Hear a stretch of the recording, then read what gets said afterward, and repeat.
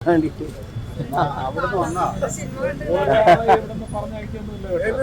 അത് പണം പിരിക്കാൻ വേണ്ടി അവന്മാർ ഇരിക്കുന്ന പരിപാടിയാണ്.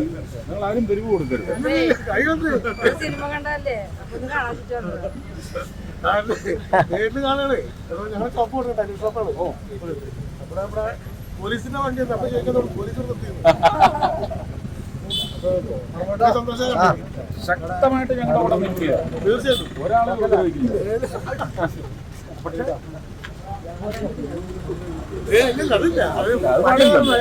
നമുക്ക് രാജ്യമാണ് അങ്ങനെ. ഞാൻ നിങ്ങൾക്ക് ഗുണകരമാവും എന്നൊരു മനസ്സിലാക്കൽ നിങ്ങൾക്കുണ്ടെങ്കിൽ ഉറപ്പായിട്ടും എനിക്ക് മാത്രമേ ഉള്ളൂ. ഞാൻ കഴിഞ്ഞ 3-4 വർഷമായിട്ട് ഇവിടെ തന്നെ. കഴിഞ്ഞ 5 വർഷം ഏൽപ്പിച്ചയാൾ എന്ത് ചെയ്തു വന്നു ആൾ മാറി വന്നതുകൊണ്ടൊന്നും കാര്യമില്ല അല്ലേ. ചെയ്തു വെച്ച നല്ലതാണെങ്കിൽ കുഴപ്പമില്ല. ചെയ്തു വെച്ചത് തികഞ്ഞില്ല എങ്കിൽ ഒട്ടും പോരായിരുന്നുവെങ്കിൽ മാറ്റം ഉണ്ടാകും. ആ മാറ്റത്തിന് വേണ്ടി ഞാൻ തയ്യാറാണ് പണിയെടുക്കാൻ. എന്നെ ഈ ജോലി ഏൽപ്പിക്കണമെന്ന് ഞാൻ എല്ലാവരോടും അഭ്യർത്ഥിക്കുക. ഒത്തുപിടിക്കല്ലേ?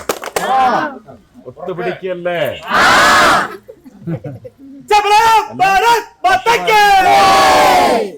10-15 വർഷം കഴിഞ്ഞുള്ള വോട്ടർമാരെ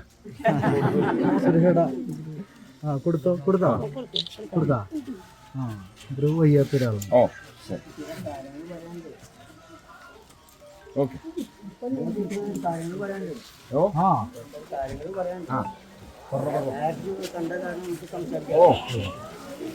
നമ്മുടെ ഈ കോളനി കംപ്ലീറ്റും BJP-ന്റെ കണ്ടീഷനിലാണ്. ബിനുചേട്ടനെ ഇവിടുത്തെ BJP-കാരെല്ലാം കൂട്ടി ഞങ്ങൾക്ക് വേണ്ടിയിട്ട് ബന്ധം ചെയ്തിട്ടത്.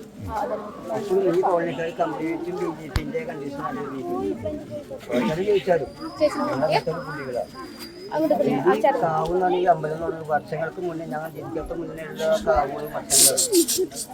ഇനിയിപ്പോൾ എന്തായാലും എൻ്റെ സ്ഥാനാർത്ഥി വന്ന കാരണം ഞങ്ങൾക്കൊരു വെളിച്ചം എന്തായാലും ഉണ്ട്. ഒരു സൗണ്ടിൻ്റെ ഒരു ഒച്ച കേൾക്കണം.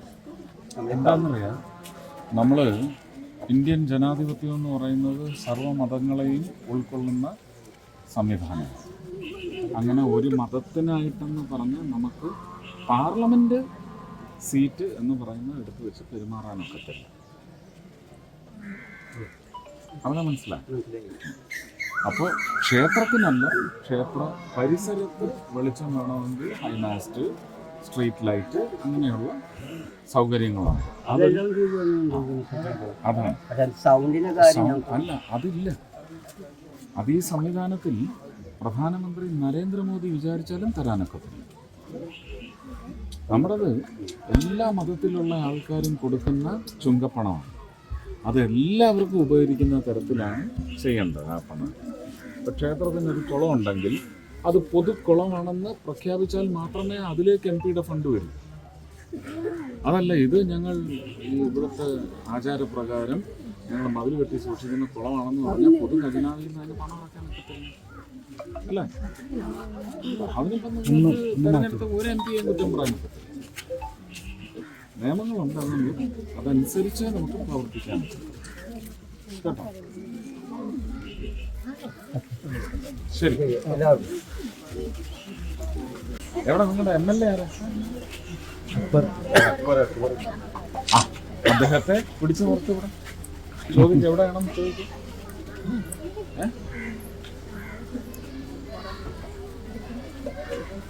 ചോദിക്കണ്ടേ?